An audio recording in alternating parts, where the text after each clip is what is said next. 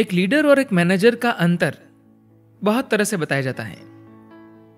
एक निर्देश देता है तो दूसरा रास्ता दिखाता है, एक आदेश देता है तो दूसरा प्रेरित करता है। सदगुरु का इस बारे में क्या कहना है, ये जानने के लिए आइए वीडियो देखते हैं। सदगुरु कहते हैं,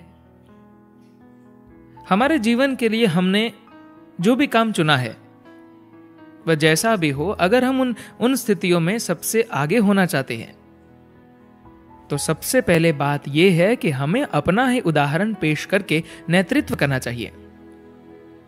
शब्दों से, छल से या चालाकी से नहीं, बल्कि अपने उदाहरण से। मौलिक रूप से लोगों का नेतृत्व करने का अर्थ है कि आप लोगों को एक विशेष दिशा में ले जा सकते हैं, किसी विशेष लक्ष्य की ओर।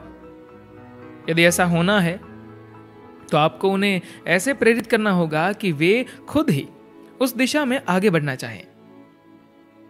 केवल जब लोग इतने प्रेरित हो कि आप जितना चाहते हैं वे उससे भी ज्यादा काम करें, तो आप उनका नेतृत्व कर सकते हैं।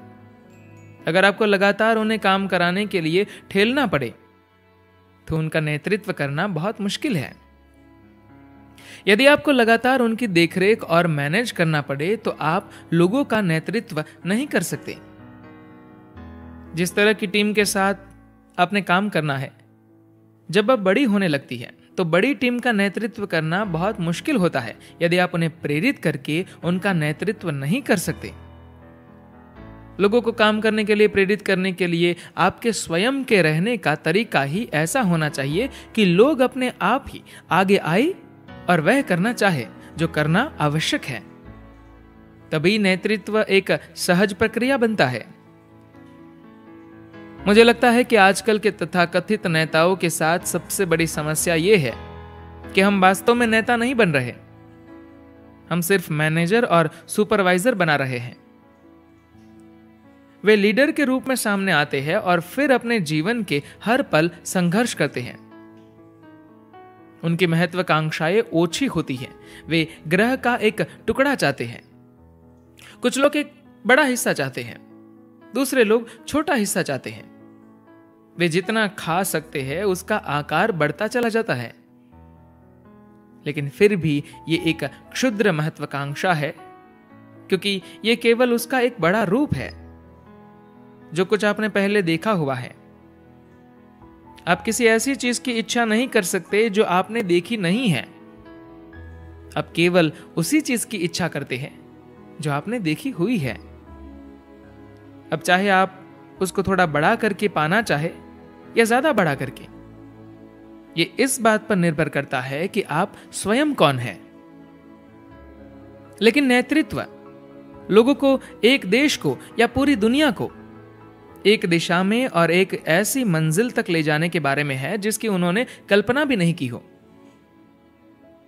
यदि वे खुद इसकी कल्पना कर सकते थे तो उन्हें आपकी जरूरत नहीं थी। उन्हें एक ऐसा नेता की जरूरत है जो उन्हें ऐसी जगह पर ले जाने में सक्षम हो जिसकी वे खुद कल्पना नहीं कर सकते। इसके लिए एक नेता को गहन अंतर्दृष्टि की आवश्यकता होती है कि वह ऐसा कुछ देख सके जो दूसरे लोग नहीं देख सकते।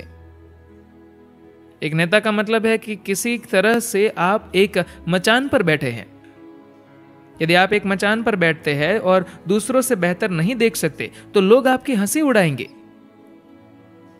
केवल अगर आप दूसरों की तुलना में बेहतर देख रहे हैं तो आप एक स्वाभाविक नेता हैं, अन्यथा आप एक मजबूर नेता हैं।